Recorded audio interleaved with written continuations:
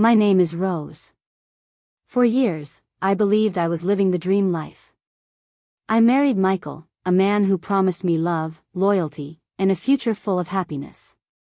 In the early days, he was everything I ever wanted: charming, caring, protective. We had a small but beautiful wedding. I remember the way he held my hands during our vows and whispered, "You're my forever, Rose." At that time, I believed him. The first few years were magical. We laughed, we traveled, we built a home together. I poured my soul into our marriage. I cooked his favorite meals, supported him in his career, and stood by him when times were hard. But slowly, things started to change. Michael became distant. His phone was always in his hands, and he'd step outside to take calls. He worked late into the night, weekends too. And when I asked him about it, he would snap, "I'm doing this for us, Rose. Stop nagging." I wanted to believe him. I wanted to hold on to the man I had married. But deep inside, a storm was brewing. Part 2, The Betrayal. The truth has a way of revealing itself. At first, it was little things. Michael came home smelling of a perfume that wasn't mine.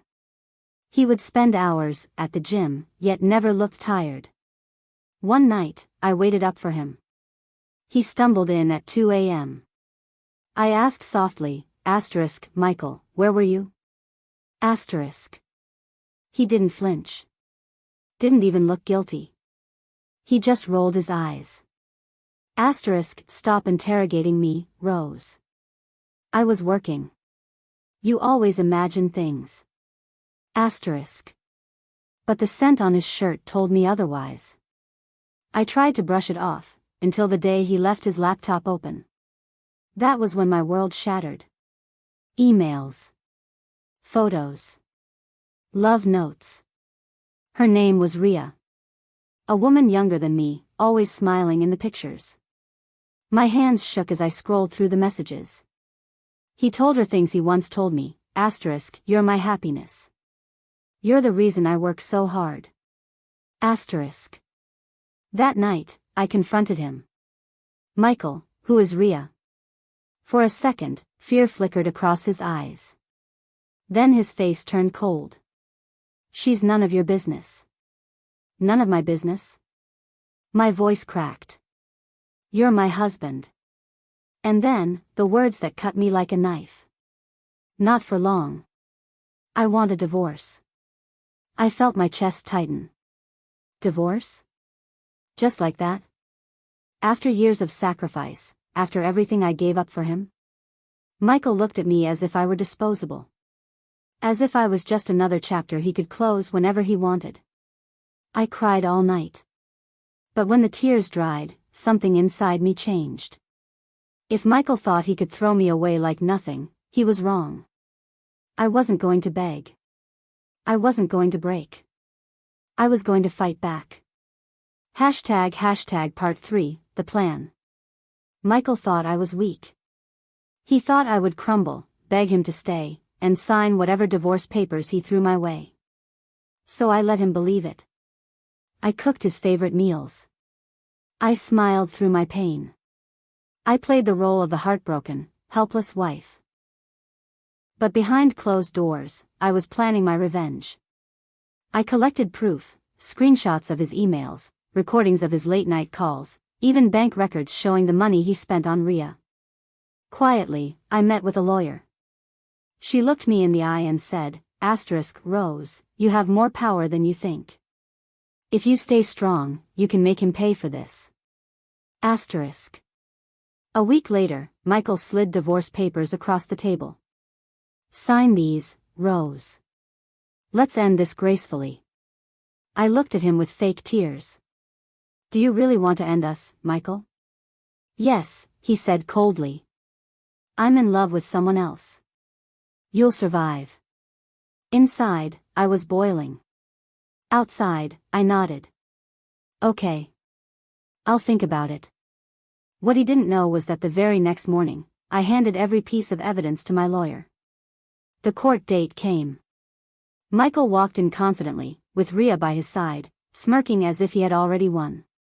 He thought I would walk away empty-handed. But when my lawyer stood up and presented the proof, the infidelity, the lies, the betrayal, his smirk faded. Rhea's face went pale. The judge's words still echo in my head. Mr. Michael, your actions have consequences.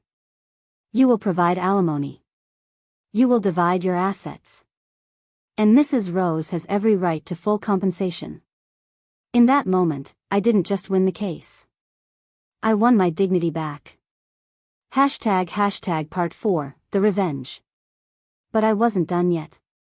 Michael's entire business relied on family connections and the reputation I helped him build. Many of his investors were family friends who trusted me. Quietly, I told them the truth about who he really was. About his betrayal. They pulled away. One by one, his support crumbled. His business began to collapse. And Rhea? She didn't want a man drowning in debt and lawsuits. Within months, she walked away, leaving him alone. The last time I saw Michael, he looked nothing like the man I once loved. He was thinner, older, his pride shattered. He stood outside a cafe, staring at the ground. For a moment, our eyes met. He opened his mouth as if to say something, maybe regret, maybe apology. But I didn't stop. I walked past him like he was a stranger. Because to me, he was. Michael lost everything, his marriage, his business, his pride. And me? I rebuilt my life. I started a small business of my own. I surrounded myself with people who truly loved me. I discovered strength I never knew I had. To every woman who hears my story, I want to say this: betrayal hurts, but it does not define you. Don't beg. Don't break. Stand tall, fight back, and live better. Because sometimes, the sweetest revenge isn't just in what you take away from them. It's in how beautifully you rise without them. Michael thought he destroyed me. But in the end, he destroyed himself. And I found Rose. Rose.